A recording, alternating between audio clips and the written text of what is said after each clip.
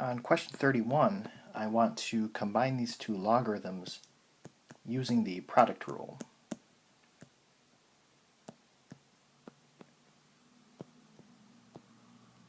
So this will be log base 9 of x minus 5 times x plus 3 is equal to 1.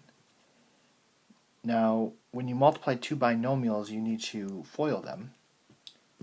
So this will be log base 9 of x squared. Let's see, the outside is a 3x, the inside is a negative 5x. So that will be a negative 2x.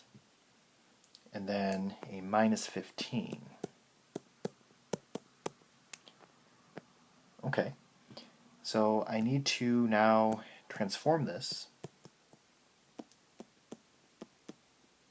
into its equivalent exponential form.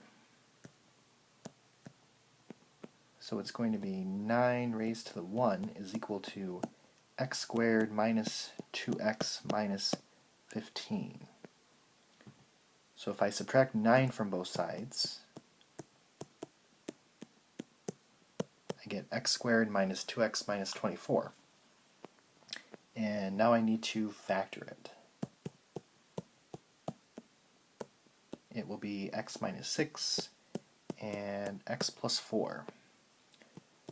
So if you set those both equal to 0, x is equal to 6, x is equal to negative 4, and I need to check both of these. So if you plug in 6 here, 6 minus 5 is 1, that's okay.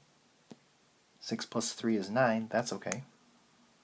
So 6 is an answer. Negative 4 minus 5 is negative 9. And we can't have a negative on the inside of a logarithm. So we need to throw out negative 4.